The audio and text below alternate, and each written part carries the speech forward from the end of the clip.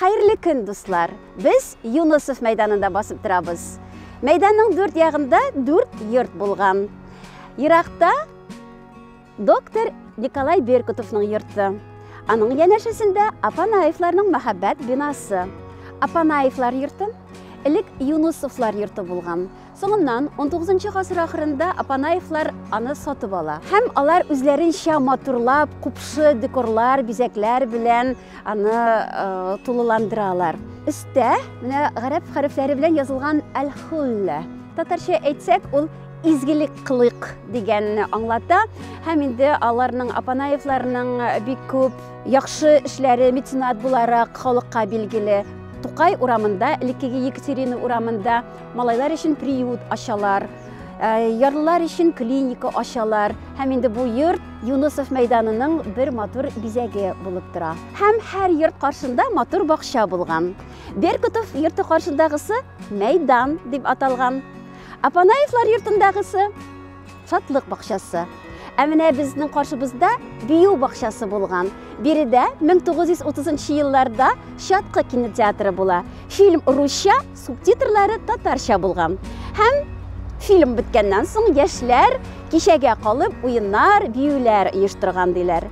Ә менә без басып тора торган бакча ул мәхәббәт бакчасы.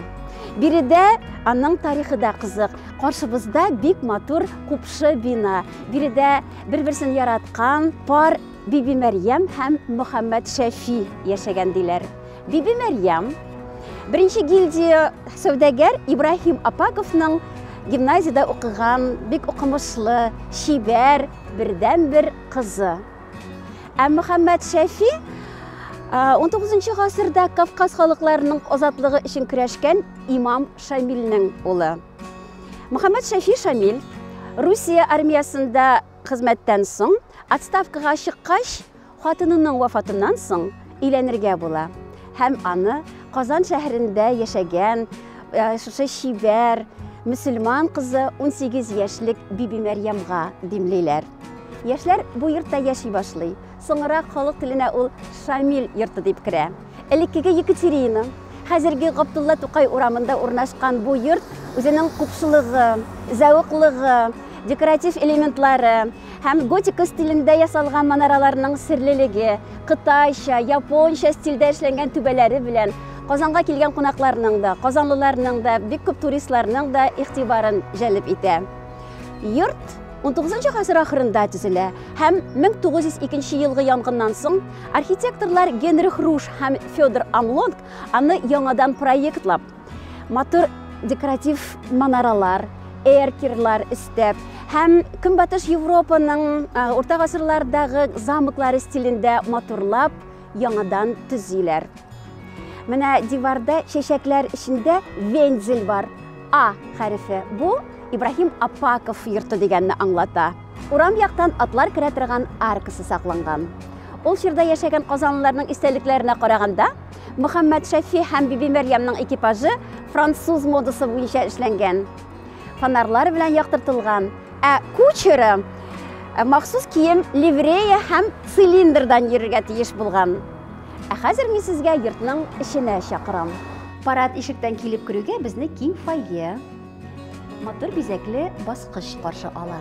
Ишекләр, гипстан ясалган купшы бизәкләр, алар барысы да хуҗалар биредә яшәгән вакытка охшатып, яңартып ясала.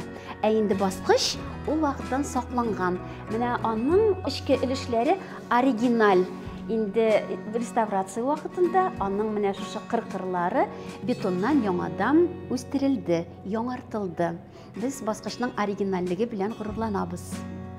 Һәр йортта 20-нчы гасыр башында телефон булган диләр. Бер-берсе белән сөйләшергә, яңалыкларны белешергә, әйме? Һәм Биби Мәрьям Апакованың да ул үзенең йортын европача җиһазларга тырышкан. Әлбәттә, аларның да телефоннары булган. Бу телефон 20-нчы гасыр телефоны. Әйдәгез без сезнең белән Болгар номерларын җыйык. Бер номеры белән без шалтыратабыз һәм теге якта Болгар номерлары безне ишетә. Әмма хәзер Татар, урыс һәм инглиз телендә Болгар номерлары турында мәгълүмат карарга була. Бу телефон 20 һәм 21 гасырның башларын тоташтыра дип әйтсәк тә була. Шундый интерактив бер күренеше музейның. 1905 елда Яраткан Юрий Мөхәммәд Шәфиның үлеменнән соң Биби Мәрьям кызлары белән Санкт-Петербург шәһәренә күчеп китә. Алар бу йортны Вәлиулла Ибраһимовка саталар. Вәлиулла Ибраһимовның Альфа дип аталган конфетлар ясап сатыла торган фабрикасы була. Һәм әйтүләренчә, Вәлиулла Ибраһимов бу йортның янындагы янкырмадамы, беренче каттамы шундый кибет ача диләр.